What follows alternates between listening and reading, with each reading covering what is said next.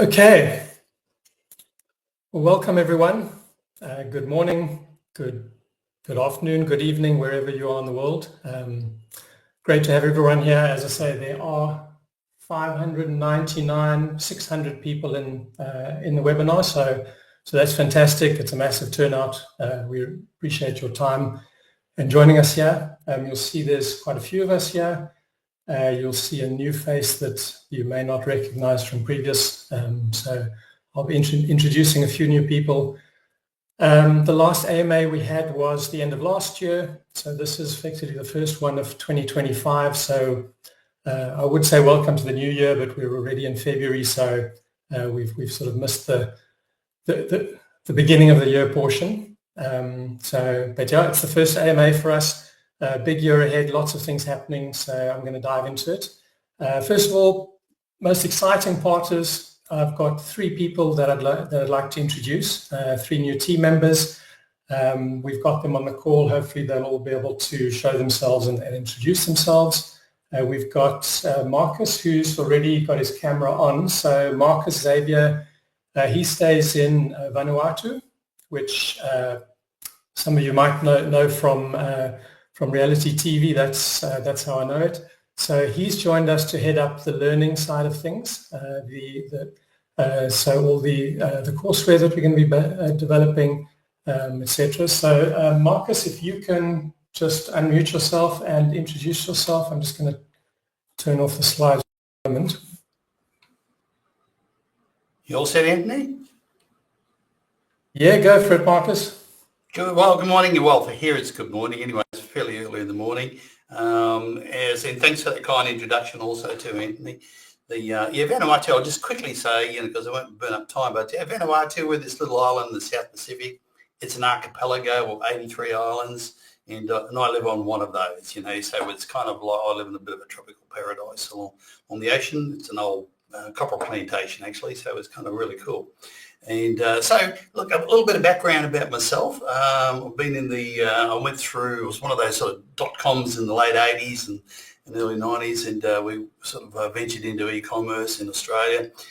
We were probably the biggest player in B2B e-commerce in Australia at that time, so we sort of had quite a bit of a background in technology and certainly emerging technologies. I learned a few things in there when I was working with that particular company, and that was more along the lines of some of the shortcomings of what could happen in the with using the internet and so forth. And out of the back of that, then of course when blockchain came along, we learnt hey, this solved a whole bunch of problems in terms of what the internet couldn't do. So I started writing and researching and doing a lot of work in that space. And while I was doing that, I was actually also running a number of campuses, colleges in Australia. I was running 8 at the time. And so I've kind of got a bit of a background in education and certainly, institutionalising education. I think one of the interesting things for me is because I had such a commercial background and particularly running startups and working in emerging tech that I guess, they would call us funny fish, sort of people that we weren't academics, but we weren't, or purely academics, but also had this marriage of commercial realities, and so that made it quite exciting, particularly moving into emerging tech.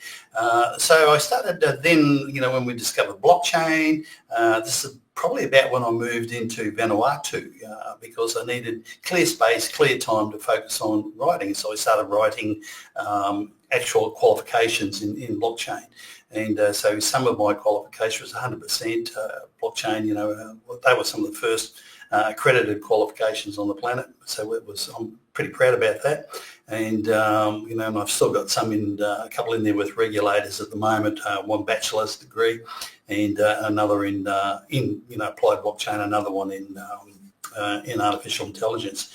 So my standing when Anthony and I started, talking about this, some months ago, and sort of fleshing out, what this academy might look like. So my role is to get the academy to lift off.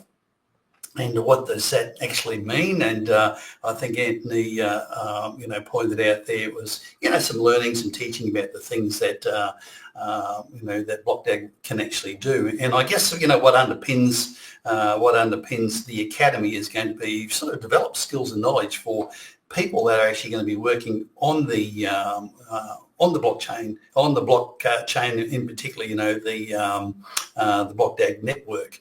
And so my role or my can you hear me? I think we've lost Marcus. Okay. Maybe that's an island issue. Maybe that's what happens on Vanuatu every now and then. I think what you did pick up, Marcus, was just talking about the academy that he's going to be spearheading. So I mean, that's a very exciting initiative. So I'll cover a little bit more later. But you'll see Robert's just popped up. Robert Radak, he's in Zurich, and he's a product manager. He comes from a background of DeFi, working a lot in the crypto space and blockchain. So if I can ask Robert, if you just want to introduce yourself, that'll be great. Thanks. Marcus is with us, but yeah, sure. Anthony, thank you for that. My name is Robert Radek. I'm based here in Zurich, Switzerland, very close by to beautiful Crypto Valley. Actually, I've been involved in crypto for many years. I've established one of the first crypto foundation in Poland back in 2013. Since then, I've been working as in the product-related field in many startups and many companies, mostly related with digital assets. Just like Anthony said, I specialize in DeFi and blockchain. And in the last 3 years, I was responsible for building a marketplace for borrowing and lending, where we targeted financial institutions who hold crypto assets. In 2024, we made almost $1 billion in transaction volume. Now I'm part of this great team. I'm very excited. Let's build great products for our community, and can't wait to join more. Yeah, thank you. Okay, great, Robert. Good to have you on. We're looking forward to some exciting stuff coming from you. And then the third person that we've got is Joshua. I'm just trying to see if he's actually been able to come on. So Joshua's joined us on the mining side. He's run his own mining farm. So he's got lots of experience there. Obviously, mining for an L1, and especially for a proof of work L1 is a crucial part of what we do. So Joshua is a key addition to the team. So welcome, Joshua, if you want to just introduce yourself briefly. Sure. Thank you, Anthony. Can everyone hear me? So my name's Josh. I'm based in Johannesburg, South Africa. I have been running for the past few years my own mining farm. So I've been dealing with all the ins and outs and learning what works, what doesn't, and figuring all of that out. So my role with Blockdag is to, one, be playing with all the cool and interesting hardware that we're going to be bringing out, and then two is to be engaging with the community and yeah. Okay, great. Thanks very much, Josh. Good to have you on board. So we have two other team members that are joining as of next month, so we'll announce that then. One of them is a developer relations person, and the other person is on the marketing side. So the team is growing steadily, and you'll see new hires coming in virtually every month. So I'm just going to switch over to our slides. So I'm going to try and speak a lot less than I usually do, and give time for the rest of the team to speak. I think everyone's heard me a lot, so I don't want to be hogging the floor. A couple of things I'll go through, and then I'll pass on to the rest of the team to take you through their areas of expertise. Just to mention events that we're going to be at. We haven't done this in the past. This is something that obviously now in the launch year, if you want to call it that, we're actively gearing up for. ETH Denver, we're actually not there as a company, but we've got what we call our blockchain army. swag wearers who are going to pitch up. They've been tasked to walk around to get exposure for us. We've put out some comms around people who are in the area that are keen to go to ETH Denver. If you're one of them, if you're able to go, we'd love to have you there. There's a bag of swag for you which you can pick up, and you can represent Blockdag there. So that's a bit of a stealth approach to being there. Then we have ETH Canal, which is in Panama. Stephen is based in Panama, and that's the connection. What's nice for us there is it's a smaller event, which means we are effectively, I'd like to say the headline sponsor, but we've taken up I think one of the biggest sponsorships. So we'll be all over that. It's a smaller, more focused event, so I think we'll actually get a lot more out of it as opposed to some of these massive events. So that's our first one. Blockchain Paris Week, that is, I'll be there and possibly a couple of other people, but that's we're not there with corporate event being there corporately.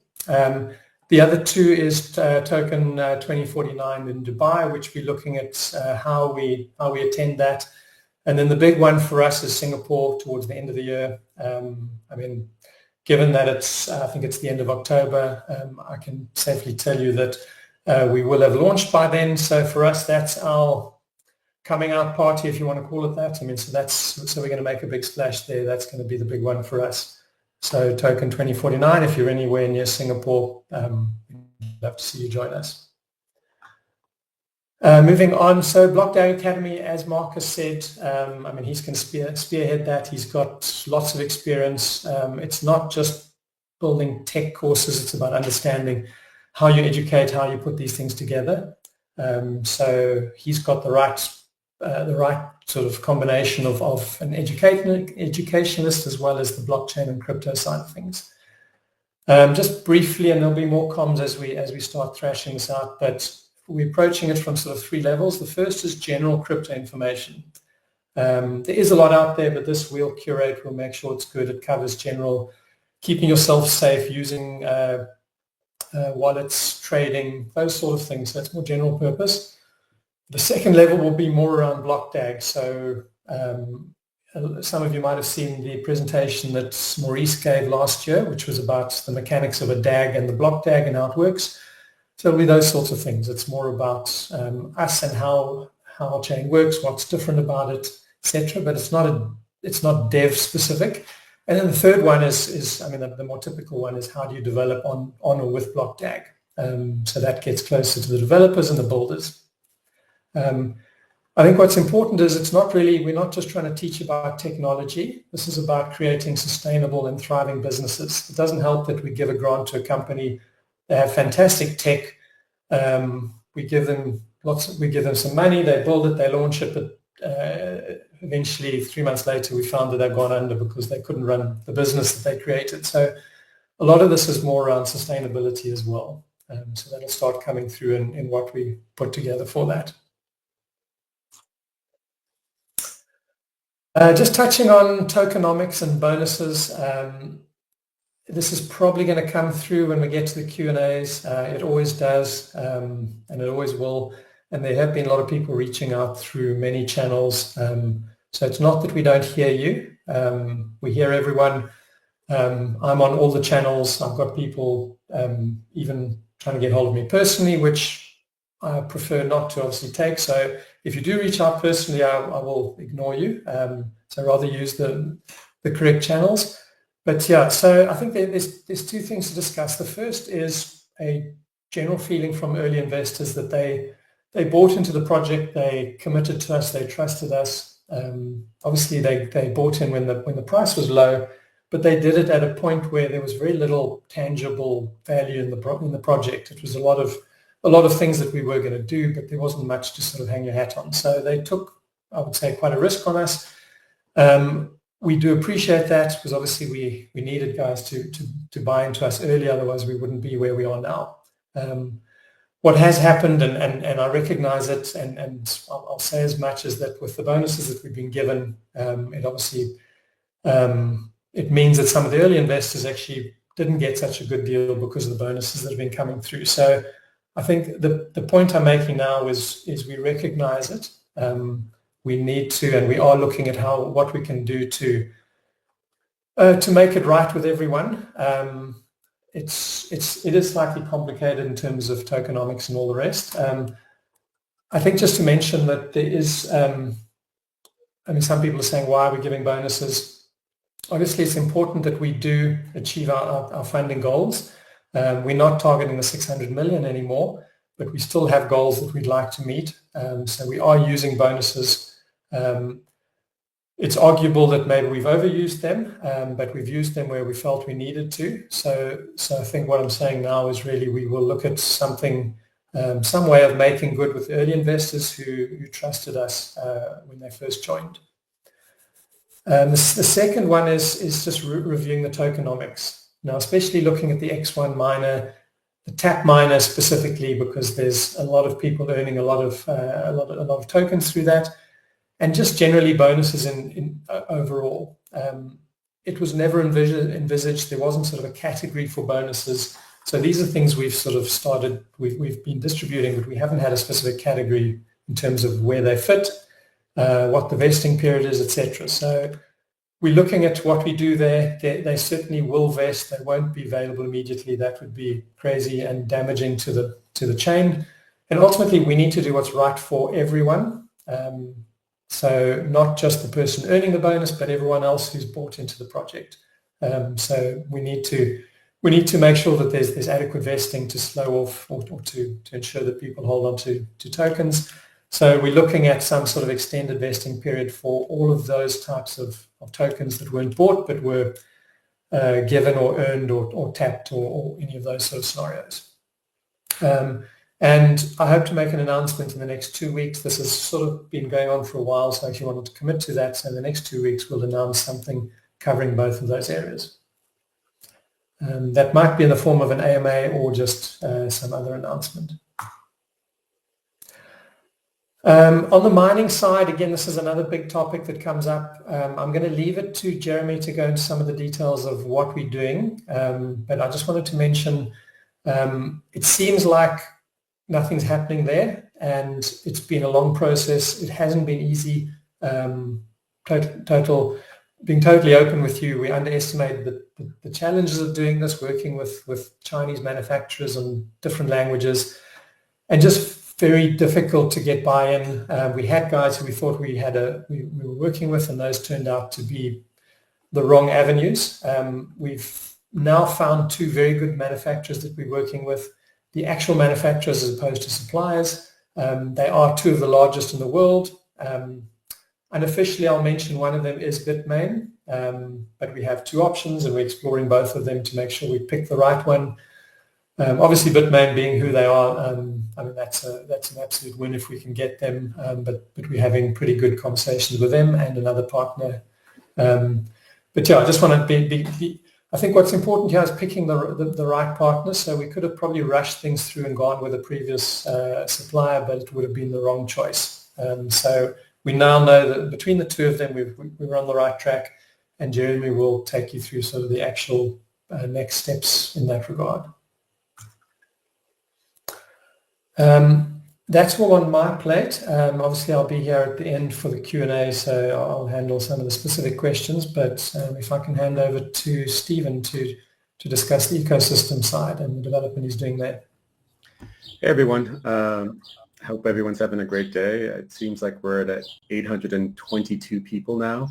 That's amazing, and it kind of, the attention that we're getting is one of the reasons why we've been strategically planning what I'm going to discuss, just sheer logistics. We're not just a protocol, we're an ecosystem built for builders, innovators, and community leaders. And we want to make sure that we can support everyone that is going to join our community and, support them through grants, hackathons, and ambassador initiatives. So one of the things that we laid out there was the $30 million grants program. It's super exciting, and the grants.blockdag.network URL is live. We'll open the doors fairly soon. I just want to speak really quickly on the logistics of reviewing grant applications. And we know right now we have 818 people on this line. And if a small percentage of you start submitting applications, we would be, in a pickle to review all the applications. So one of the things that we're doing is we're developing our ecosystem with the involvement with as many people as possible. But really quickly on the grant system, we're going to be allocating over the next 3 years $30 million, and we're looking at a pretty broad grant program. It's not going to be super traditional. We're not going to have rigid categories initially. We're going to prioritize impact, offering between $10,000 and $100,000 in funding. It's going to be a mix of BDAG and USDT, and the application process will be straightforward and milestone based. We're going to be the platform that we're using is Charmverse. It's it's very popular grant management platform. Our rubric will be something that you can really understand, and if you have an idea that you want to see happen, we'll be hosting some office hours and other community engagement things so that you can develop your idea with the support of our ecosystem and our ecosystem partners. The next aspect to what we're laying out for our community is our hackathons. We're going to be announcing the first hackathon in a couple of weeks. We're going to be working with Hacker Earth and their online hackathon platform to host a number of different events throughout the year. We'll also be doing some hybrid events at various conferences that we'll be participating in.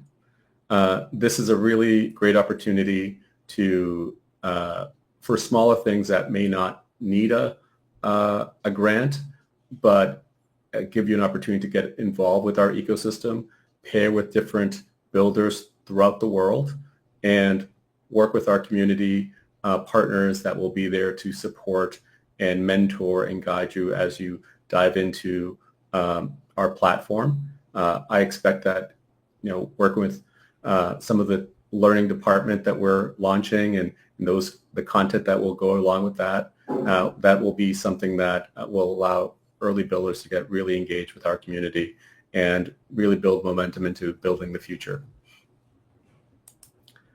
The key thing to power this ecosystem are our people. And the way we like to think about engaging with the community is by providing opportunities for community leaders, enthusiasts, creators to become part of our extended family of builders. And we have 3 different levels of ambassadors: explorer, advocate, and champion. These are different levels of engagement and things that you would be doing for our community. We're going to have signups available fairly soon, within the next week or so. Our website will be updated, the ecosystem page. All these programs will be detailed, and you'll be able to sign up and join the program and win some rewards. We really want to make sure that our community is incentivized to both participate and help us. We hope that we can rely on the ambassador community to help us review grant applications, participate in hackathons, and really help us build together the future of blockchain technology. If you have any questions, please let me know, and I'll pass this on to our CTO, Jeremy.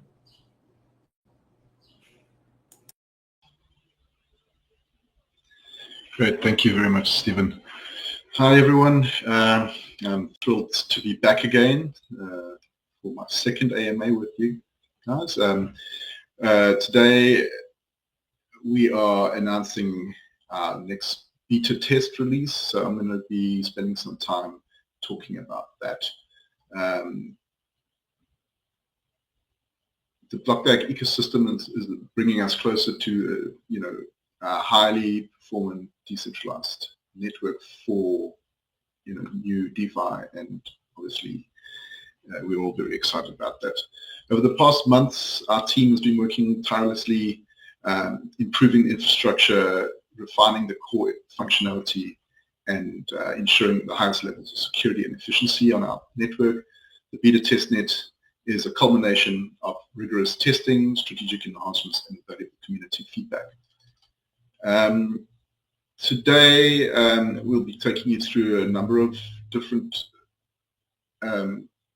points. We'll go through them. Performance testing framework that we've built. It's a new framework designed specifically for continuous testing and also to allow monitoring for the development team. We'll also be looking at internal testing before the public release, some Blockdag Explorer additions, hardware mining, as Anthony brought up a bit earlier. Then I'll give you some news about how we will be doing our release notes and documentation, and then a little bit on how the community can get involved over the next coming months.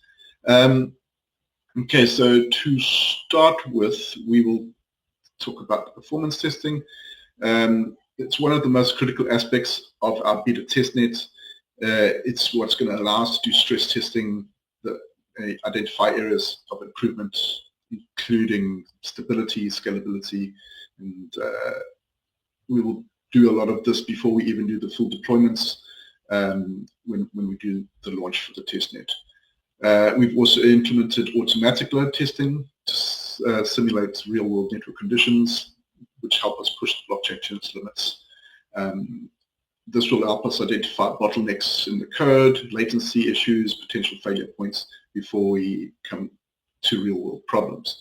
Next, we have automatic testing and reporting, which is essentially a framework that allows us to have a continuous testing infrastructure for the developers while they do their development, and essentially we won't have to spend time testing it just beforehand, because we'll be doing the testing continuously from every week with every development release that we do internally. We also built some visual dashboards specifically for the dev team, but we will be making those available to the community with this next release, just to give you some insight into how the network's performing, what the latencies look like, what the transaction rates are. We'll finally fully integrate the framework into our development workflows and essentially allow us to do scenario testing with different configurations to try and improve the performance as we move towards the final release later this year.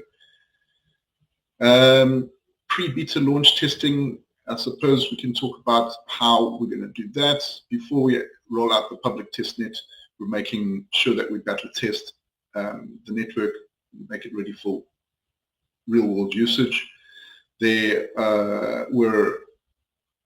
is where our internal testing phase comes into play, and it's a critical step in ensuring that the network can handle very high demands in real-world conditions and any unexpected edge cases that we would otherwise not have picked up without that kind of rigorous testing. We'll be using this to identify and fix critical bugs, continuous diagnostics, and any performance drops that we see through, like contracts, and it will also help us identify vulnerabilities. Our goal is to catch and resolve these problems before we even launch any public networks on new code. We have stress tested under simulated load conditions, and we are intentionally pushing the network to its limits so that we can make sure that once we get it out to you, this beta testnet will be a smooth transition from the alpha.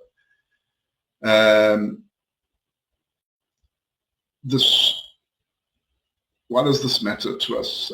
I suppose it's because we want to make sure that Blockdag is not just a working blockchain, but a performant, flawless, and high-performant blockchain for real-world conditions.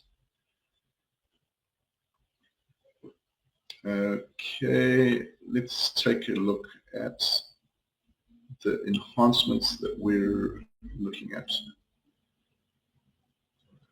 Okay, so one of the, I suppose, one of the big changes that you're going to see is a bunch of enhancements to the Blockdag Explorer. You're going to include a lot of really powerful tools that will aid our ecosystem. This release will be revamped and expanded, and it'll provide capabilities that you haven't seen before, like real-time, transparent, and user-friendly blockchain data access, smart contract listings, detailed views of deployed contracts, including transactions, token holders, smart contract events. Developers will be able to use this to easily track their interactions with their deployed contracts. You'll be able to see real-time monitoring of ERC20, ERC721, and ERC1155 token contracts. This will provide token distribution insights and transaction history and liquidity tracking for the developers. We have introduced something called Node Visualizer. It's a graphical representation of our network nodes, enabling users to see where they are geographically located, and then also how the transactions would be flowing across our architecture. We have contract visualization, contract verification. This will allow developers to verify and authenticate their smart contracts and their code directly within the Explorer using transparency, security, and trust within our network. So it doesn't matter whether you're a developer, validator, trader, or casual user, the Blockdag Explorer is now going to provide a lot of essential tools that you'll need to interact with on-chain data and functionality. Okay, we can move on to mining equipment. Let's take a look down here. Okay, so we are in the final stages of the choice and the configuration for the mining equipment.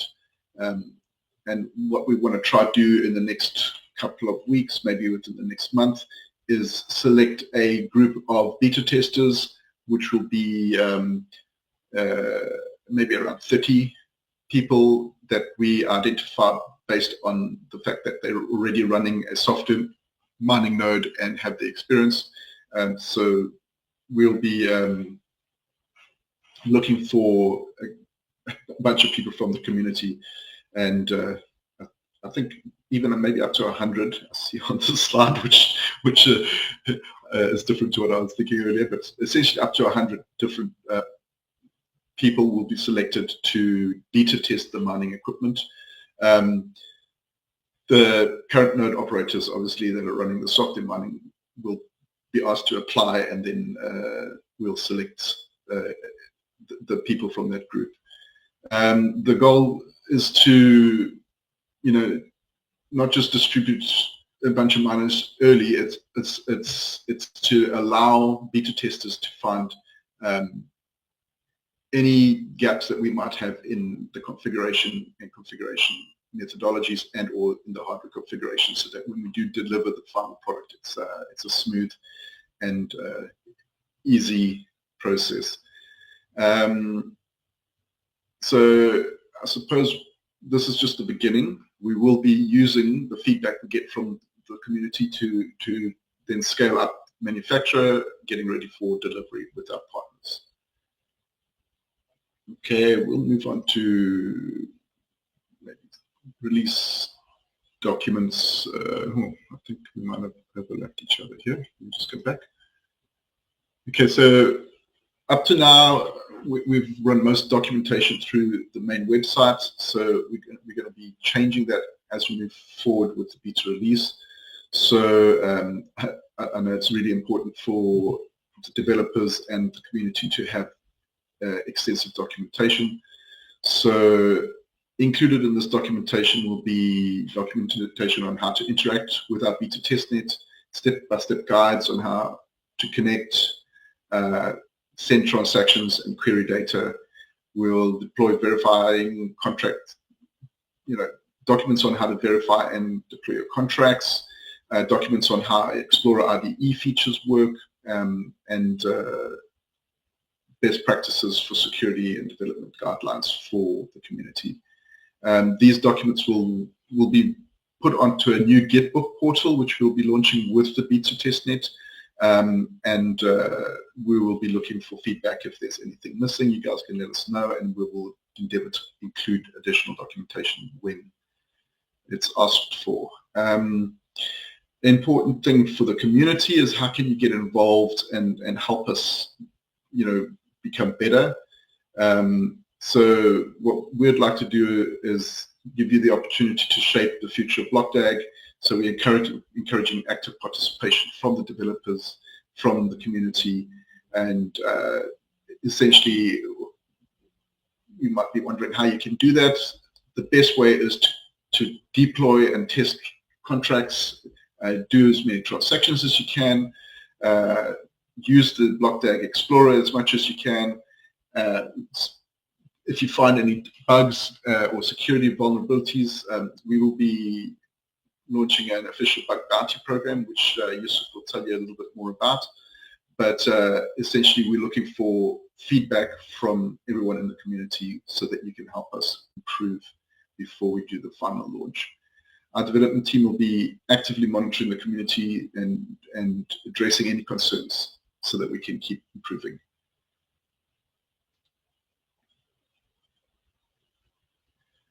Okay, so with the beta testnet release, we're talking about a major step forward in building and scaling to high-performance blockchain network that will secure the transparent and user-friendly nature of our experience. And we really appreciate the support, the enthusiasm of all the contributors and our community of developers, which we will be building over the coming year. And I think you will all play a crucial role in shaping how Blockdag looks in the future. Thank you for being part of our journey.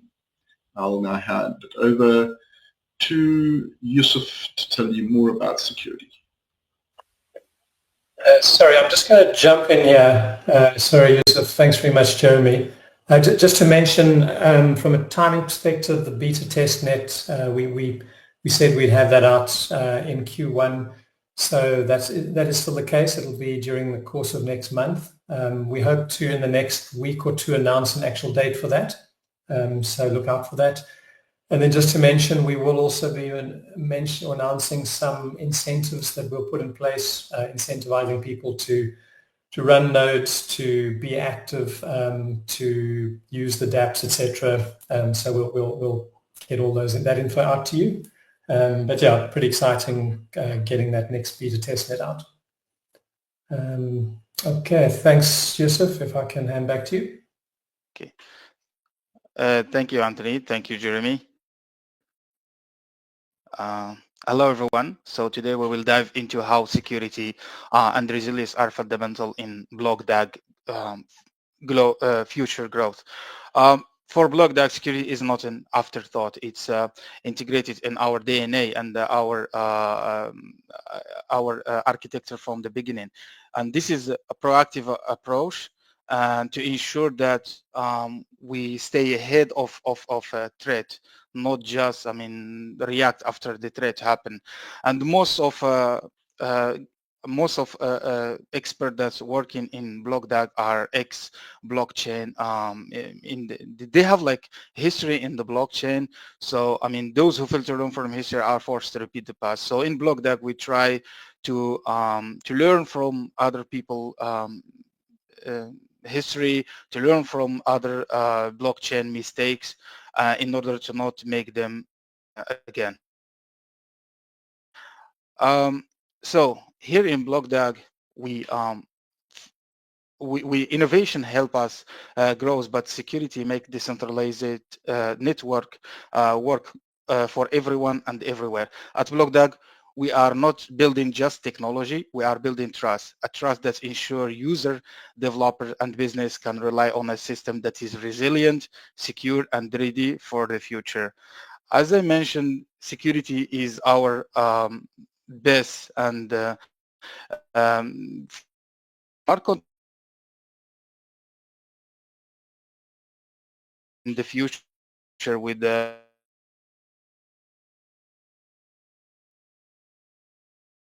that we pass it to Halborn is a big company in terms of contract audits. So as you see here, it's a pass. So all vulnerabilities are passed. And if you see that they found like 12 vulnerability. One of them is a critical, 0 high, 5 medium, 3 lows, and 3 informational.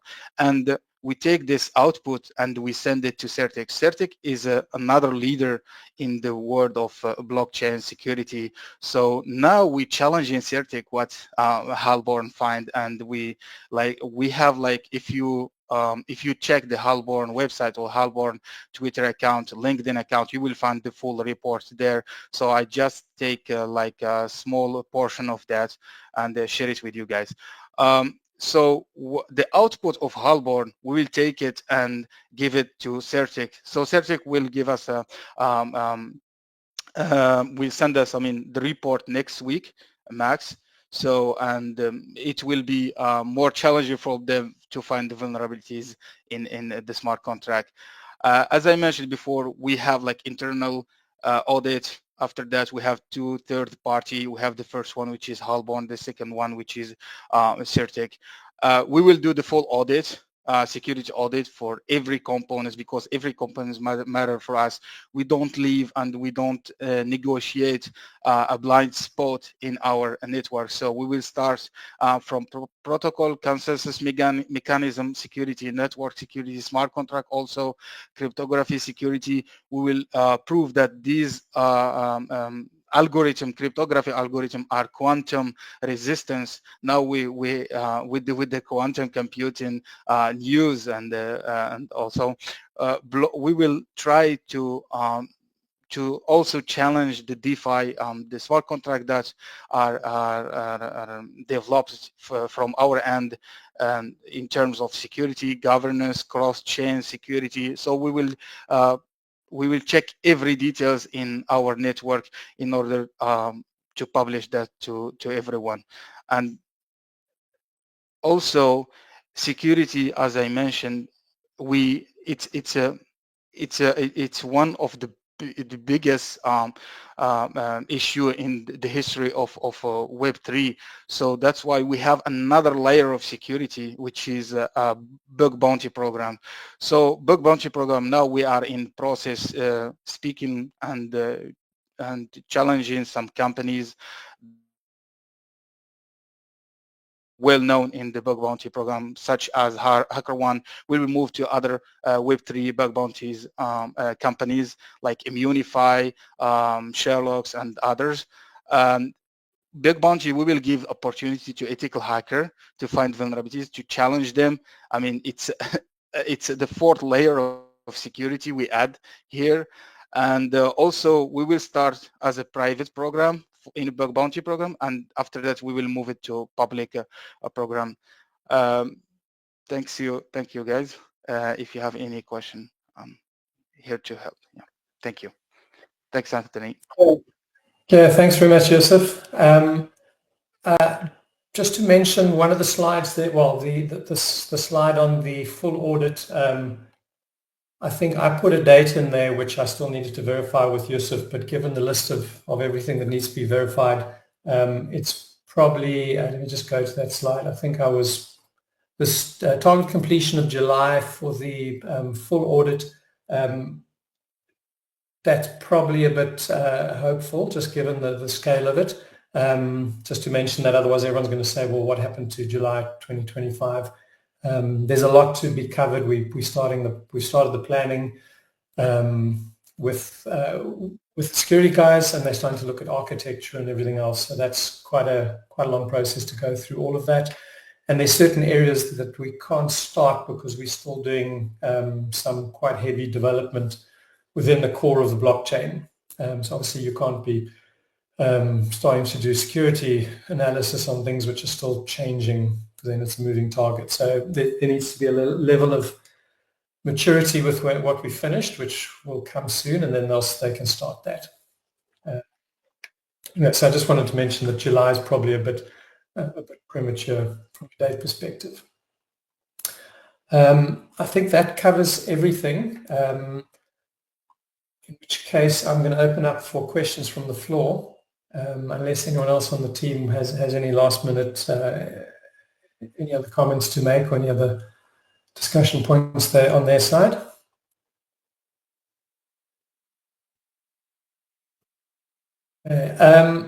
If anyone does drop off, sorry, I'm just busy enabling the chat, but if anyone does drop off, I just want to say thanks very much for joining us. But yeah, it's worth staying. Obviously, we're going to have lots of questions, and we'll answer as many of them as we can.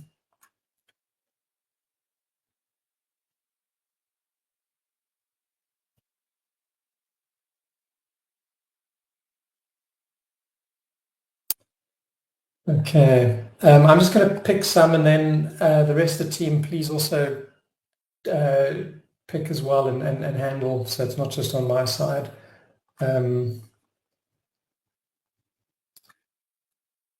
So thanks for the info. You spoke about vesting period for TAP tokens being extended. How's that going to affect staking? Will there be a staking option for all the TAP coins even before they're released through the vesting period? At this stage, we're looking at staking separately to the vesting. So we're looking at an extended vesting period for the bonus coins, the coins that have been given away through various mechanisms.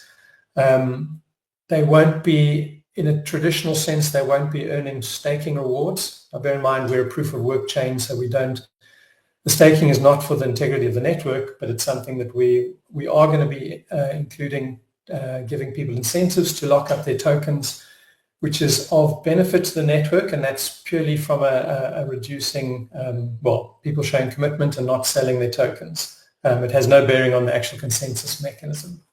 So we'll keep the two separate, so the vesting doesn't earn you any staking rewards.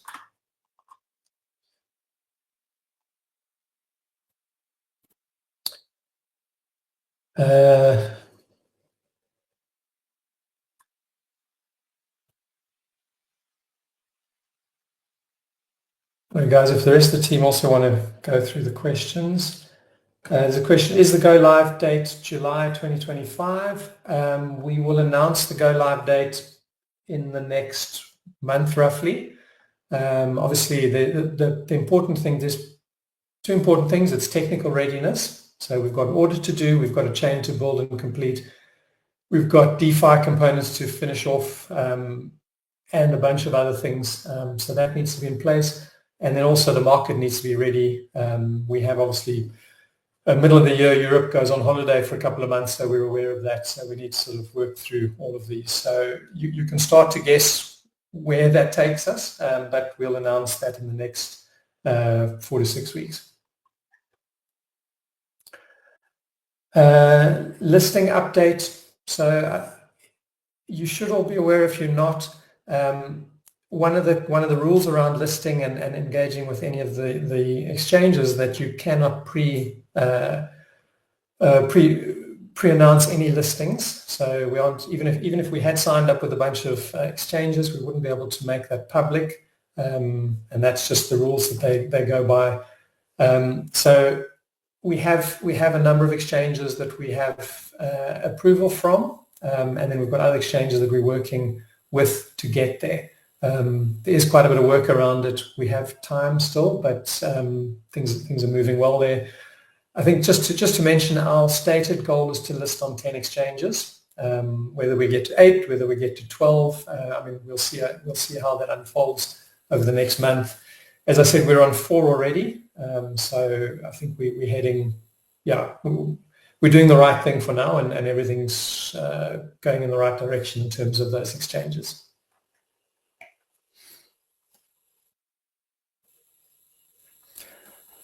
Final spec for the miners, we don't, and that's because we've got 2 manufacturers with slightly different machines. As soon as we can, and I know everyone's waiting for them, everyone wants to build up their mining infrastructure, etc. As soon as we can, we'll let everyone know the detail. As soon as we start shipping even the trial, the demo, the units that we use for beta testing, At that point, we'll be able to let everyone know provisionally what the specs are, even though we'll still be testing them. Maybe just to mention the testing of the miners, it's partly to test the miners, but it's also partly to test obviously our side and the fact that they have to interface with us.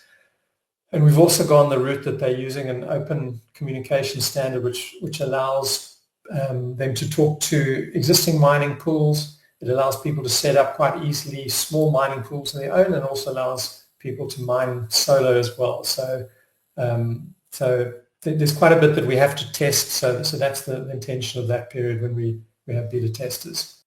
Staking, there is a plan to stake. We're busy building the dApps around that to make that possible.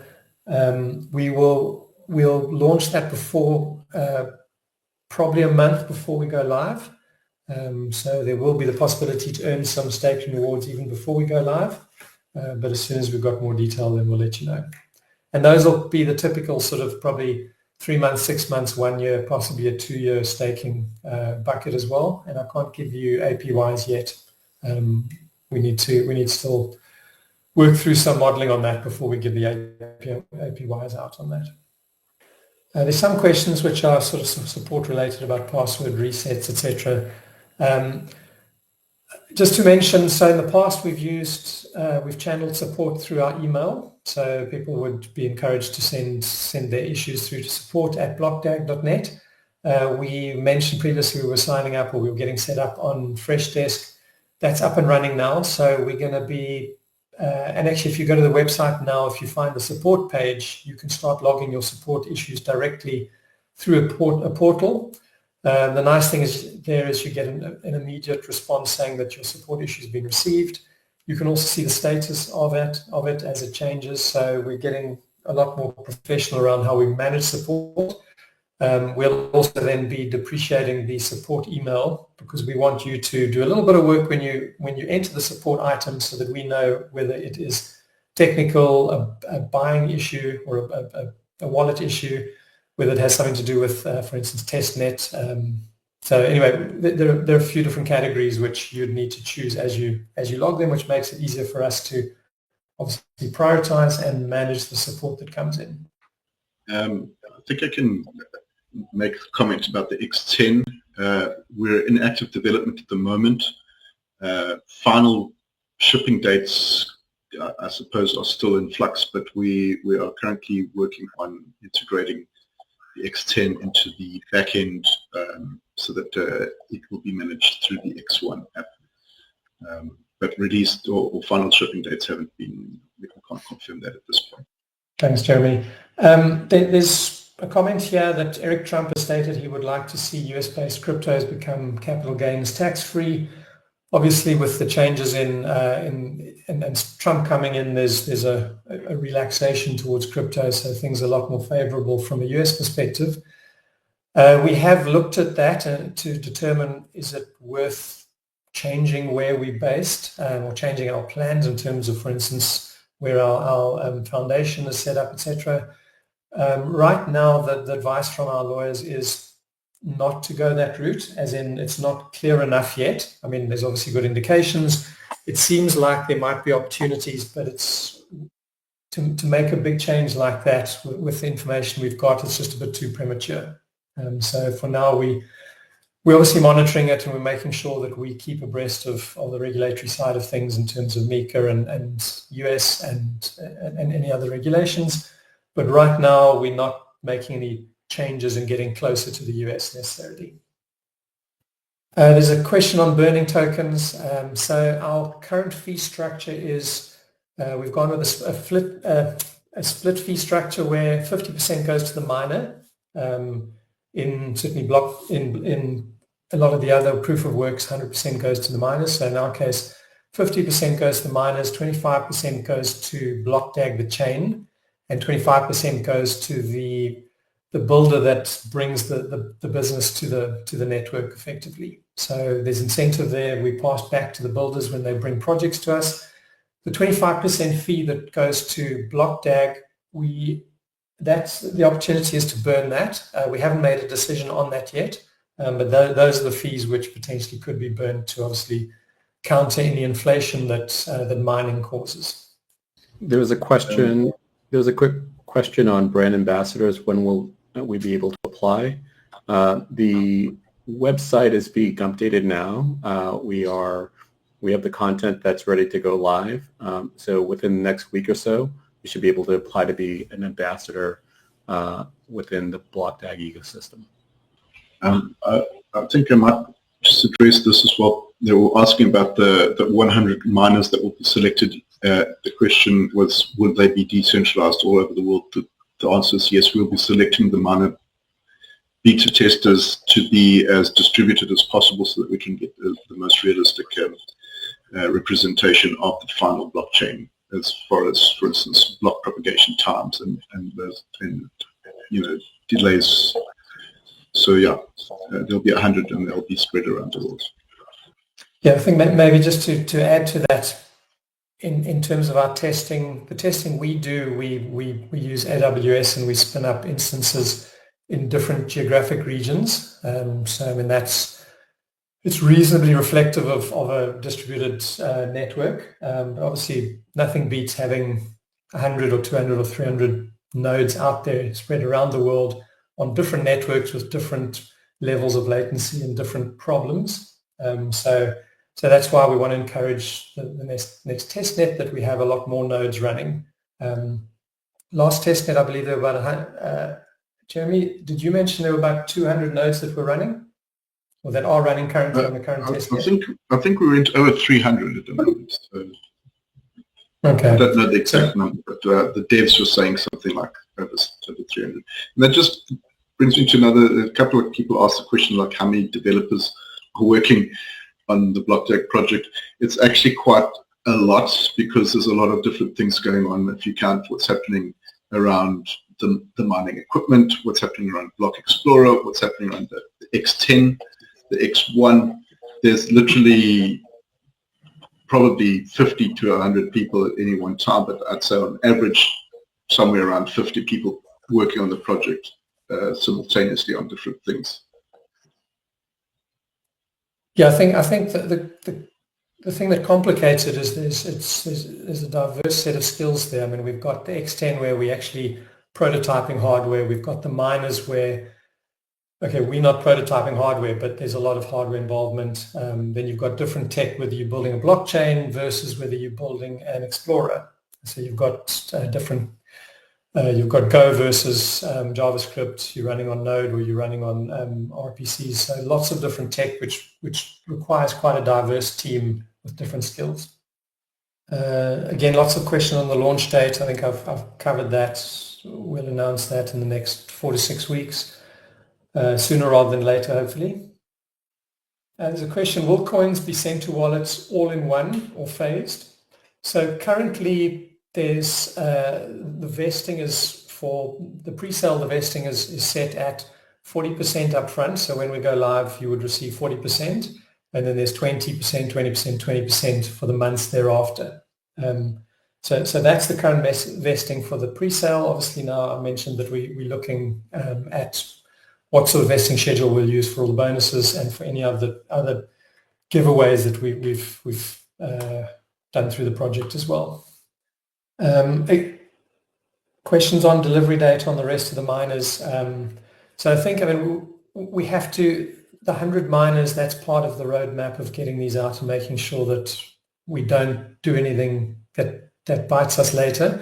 So, with both manufacturers, we potentially could almost ship right now, but it would be very foolish to do that, and that's just because we haven't really tested. So as much as we're almost ready. So when we ship the 100, we potentially could ship a lot more because they both got capacity to ship a lot more. But it would make no sense to do that. We really do need to do this test. So that's pushing things out, but it's for the right reason. Just to mention as well, and it's been brought up before, that these miners are specific to Blockdag, so they can't be used to mine on other chains, and other equipment won't be able to be used to mine Blockdag either. So the reality is, even if you get your miner next week, there's not a whole lot you can do with it besides use it as a large paperweight or heater if you're in a cold environment. There's a question on the halving function. So obviously Bitcoin has a a real halving where every 4 years they actually halve. We have an exponential or geometric decay, which is a more modern way of looking at it. It basically, instead of halving in 4-year intervals, it halves in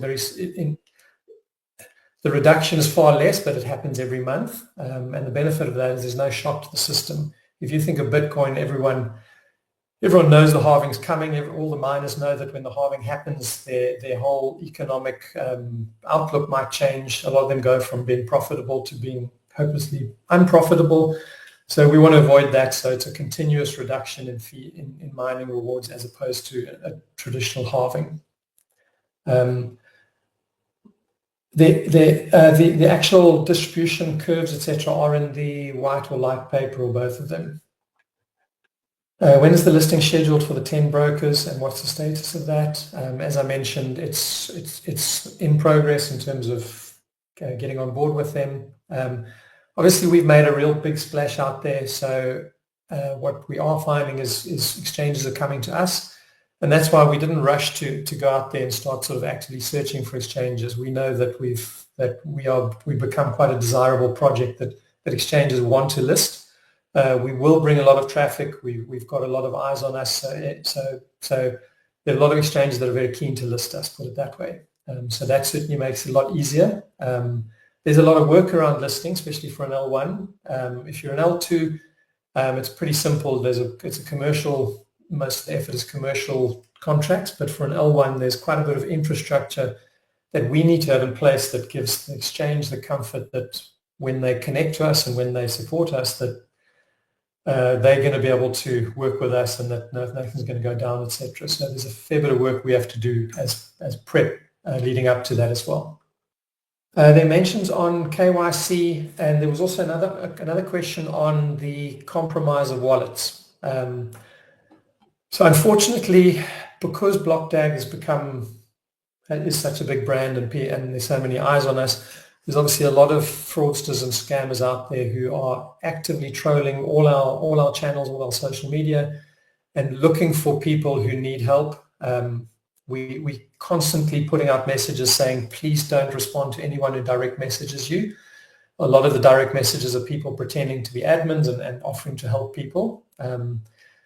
Unfortunately, people still do fall prey to that. We've had quite a few people who've unfortunately been convinced to give away their seed phrases. So it's not that they've been hacked, but it's more social engineering. So again, we want to help people, and that's a priority for us. But from a legal perspective, the issue is we don't know if we're helping the right person. So if someone comes to us and said, my wallet's been compromised, please can you move it from this address to the next one? We don't know if we're dealing with the rightful owner or the fraudster. So we need a mechanism where we can 100% prove that it's the right person. If we can't prove it's the right person, we'd be doing a disservice potentially to the owner if we moved over to another wallet which the owner didn't have access to. So what we are doing is we're busy researching a way to have a far stronger process which people can follow to verify that it is them that we're talking to, and that if we can verify 100% that we know we're talking to the right person, then we can put in place a way of changing the address that they're using or the wallet. If we can't verify that person for whatever reason, then unfortunately we just can't do it. We could be making the matter worse. So that's something that we are looking at, and we'll have it in place before we go live, so everyone will have the opportunity to utilize this, and hopefully that will solve most of the problems out there. That will probably involve KYC, because obviously fraudsters don't like KYC, so that's one way to scare them off quite quickly. In terms of the broader market, we're in discussions with our lawyers in terms of what needs to be done. There has been some talk that we need to do KYC on people before we go live. It looks like that's not the case. We might have to do sort of limited random sampling of KYC. So we're busy getting advice around that. We're obviously trying to avoid it, but equally we need to do the right thing, and we might be able to use some automated mechanisms to do some on-chain verification as well. So we'll look at what we can do to limit the impact on our investors. There's a question on VCs. We are in a number of discussions. Some of them are bearing fruit, others are taking longer. But I'm hoping in the next 2 months that we can announce. Actually, in the next probably less than a month, we should have our first deal that we announce, and that's a fairly sizable one. So that's very exciting. And then we're also looking at and in discussions with other parties as well around that. There's a question about how many X10 devices we'll be delivering. Currently, I think there's around 1,500 that we will be going out with. I think, Jeremy, there's quite a few more than that. Oh, okay. I think the numbers that you've got that I gave you way back, they've swelled quite considerably. So I think we're probably close to 5,000 or thereabouts. I don't have the exact numbers now. Okay. There are a lot of them. There's a question on merchandising, swag, whatever you call it. So I did mention that we're going to be at ETH Denver, not from a business or not from a company perspective, but we're making swag or merch available to any investors or any of our community that go there. So we're busy signing up with a global swag provider. Quite quickly or quite soon, we should have a storefront available where people can buy their own swag, and that'll be all the general stuff, t-shirts, caps. We still need to decide exactly what that is, and it'll be you can buy single items. And we'll also be using that as incentives as well. So based on certain things happening, I mean, for instance, the beta testnet, we might use swag also as part of the incentives. So I think you're going to see more and more swag showing. We'll certainly make sure that when we have hackathons, if they're in person, that we'll hand out swag. And at any events that we have, we'll also make sure that we have that. So yeah, hopefully quite quickly you'll start bumping into people wearing some Blockdag kit. There are a couple of questions on Certec. It's been a bit frustrating having two of them, and the reason is that which is you wouldn't expect so, but they found different vulnerabilities and they've given them different levels of severity. So in the one case, Hellborn might give something an informational level, and then Certec comes along and says, no, this is critical. So it's been so we actually started working with them in parallel, but then it became obvious that they both had different takes on everything, and that's why we've completed now with Hellborn. It was a mistake trying to do the two together because they weren't well aligned. So we finished off Hellborn, and now I think we 2/3 through Certec as well. So I would guess that we'd have. I think Yusuf mentioned last week. I mean, next week we'll have that in place as well.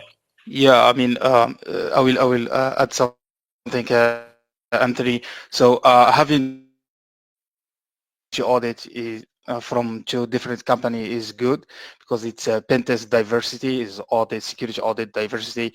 I mean, changing, even if the security auditor, you will change a lot of security findings. So we start with Anthony. So we challenge the smart contract auditor because some vulnerabilities can be against our business logic or can harm our business logic. So there is always going back and forth with the security audit. And when they finish the first security audit, we do too many retests.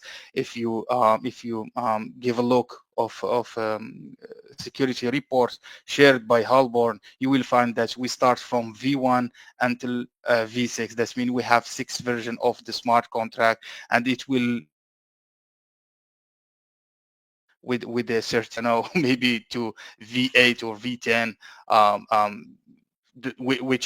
which will be the safest and the most secure smart contract. This is smart contract, maybe, I don't know, in history, because we have like 3 layers of security check from 3 different parties. Yeah. Okay. There are quite a few people again asking, saying they bought in early stages and now they're feeling that they would have been better off buying later. So again, acknowledging that has happened, and we're looking at how we can put something in place that effectively fixes that. So yeah, I'll come out with something in the next 2 weeks in terms of that. Third-party mining. The question is, are we still looking to offer third-party mining? So the time when a chain is most vulnerable is when it launches. Low transactions, low number of miners as they start coming on. So that's the time when we'd be most vulnerable to a large pool of miners coming along and exercising a 51% attack. So it's specifically for that reason at the beginning that we wanted to know that the miners that we ship are the only ones that are going to be mining on our network. So we can manage them. We know if they're going to be any big pools because we know who we're shipping to. So we're quite sort of aware of where all the miners are going. So we've made that choice. It protects the existing miners. People who bought miners, they will have a period where it's just them mining. Obviously, anyone can buy the miners, so there will be more people coming in. They'll be able to buy through the manufacturer, whether it's Bitmain or the other party we're using. And over time, it will become more crowded. There will be competition, etc. The rewards that miners earn will decrease as happens with all chains. So there won't be third party, but anyone is open to buy the miners, and they'll do it directly with the manufacturer. So we'll step out. We're not going to carry on selling miners for much longer. We'll announce a final date where we'll stop selling, and then thereafter they'll be available directly through the manufacturer. I mean, we've covered a lot of questions. There are quite a few more here. I think quite a few are repeats of what we've already covered. Anyone else from the team, if there's anything else that you think you need to cover? Otherwise, I think we can finish off then. Okay. We've been 1 hour and 20 minutes. So just to thank everyone very much for your time. I hope it was useful. I think it's good to have the rest of the team here. Also, great to be able to introduce the new members to the team. So I think, I mean, in future, there will be different people talking about different things, and there'll be obviously more information that we start sharing. And I'm hoping that some of the questions which we weren't able to answer very well previously, we will start answering them as we have answers for them. It's not that we just ignore you, but sometimes, for instance, on the mining side, we just don't have information on the specifications, so we can't make that up. So yeah, thanks very much for everyone for being here. I appreciate your time. The recording will be made available, so a link will go out to the recording, so you're more than welcome to replay it and distribute it to whoever else you'd like to do that. And then just to thank the team as well, Jeremy, Stephen, Yusuf, thanks for joining me, guys, and thanks for your part in presenting to everyone. Thanks, everyone. Thank you, everyone. Have a nice day. Cheers, everyone. Bye-bye. Bye. Bye.